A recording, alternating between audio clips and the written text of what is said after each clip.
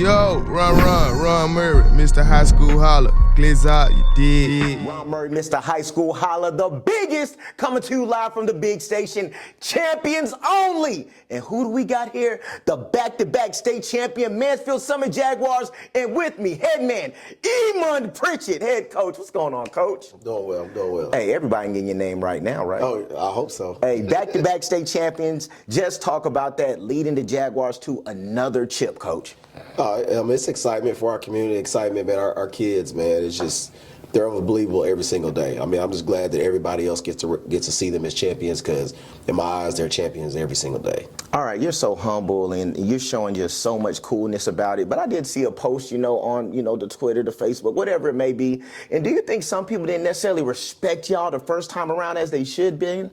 For sure. I mean, I didn't feel like people gave us respect that I felt like we deserved. A lot of people, especially when you go play at these showcases, all they're talking about players and players. I mean, we're a program. So put the program on the big stage. Like when we go play at different tournaments, put the program on the big stage. We're a program. We got players, but it's all about the program. I mean, kids have to understand that.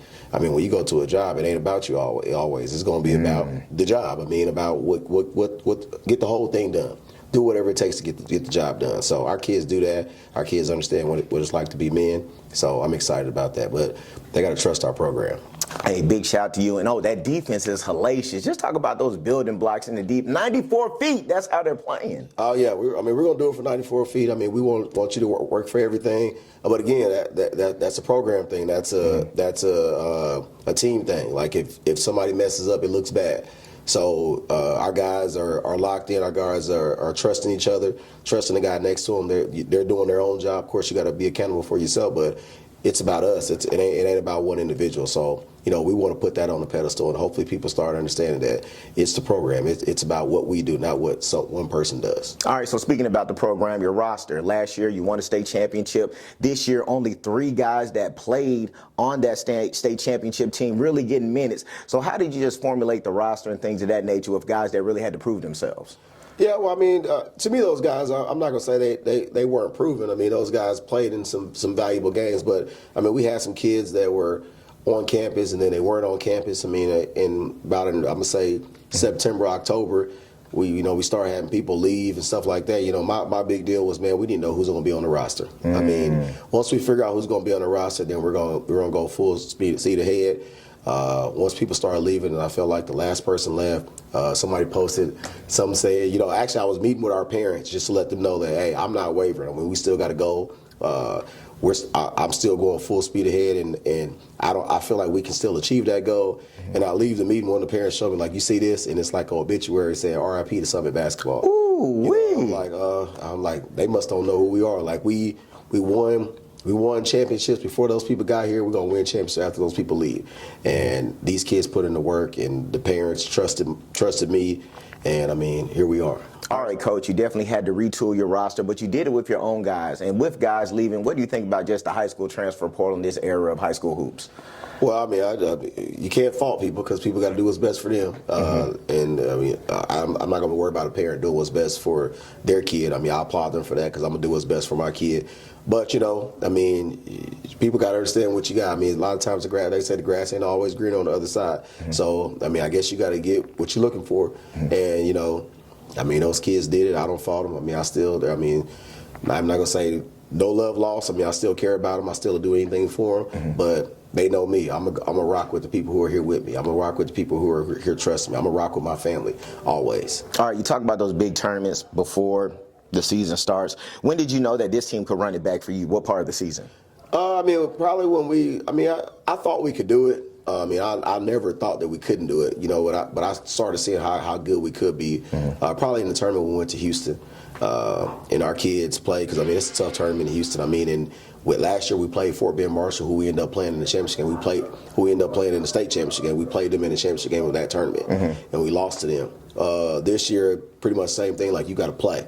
Like, you got to play to get to the championship game. When we did that, then we get to the championship game and end up winning that tournament. I kind of thought, like, man, if we continue to get better, We got guys locked in. Guys are shooting the ball really well, and I felt like we started to gel. I was like, man, we really got a chance. It's really all about us. It's about us. Are we going to continue to get better? And that's usually what we do as a program. We continue to get better every single day, and these guys held that standard up and continue to keep the culture right.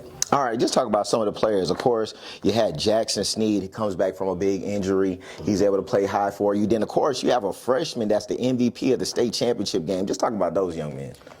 Jackson, I knew he was special. He's always been special. He had to understand myself because he had the ball in his hands most of the time, being a point guard. It's tough to play point guard for me. But, he just got better every single day. Got better. He got healthier. And he could really score the ball, but he sacrificed his game to be able to run our team and make sure our team would be functional to be able to win a state championship. Mm-hmm. And Joe's special. We knew he was special. We knew he could shoot the ball.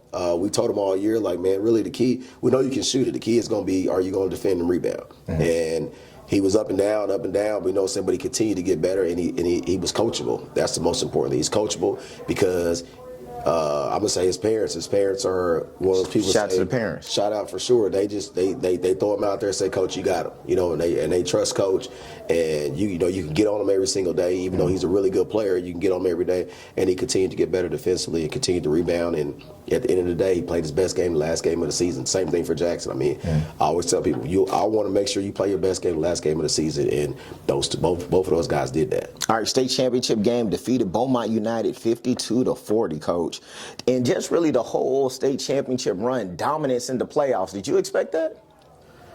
No, I didn't expect it. I hope for it, but I didn't expect it. I thought the first game we came in, we were locked in, and I was like, okay, these guys might be ready to go. They might be ready to go. So, Sam coming back, Sam Gedney, who got hurt in the championship game last year. Yes. ACL. Mm-hmm. Him coming back mid-season, kind of helped us. He's just a spark of energy, and, I got him versus anybody. I don't care if they think they can handle the ball. Let's see if you can do it against Sam. Mm-hmm. Our guys were just locked in the whole playoff run. Just ready to go.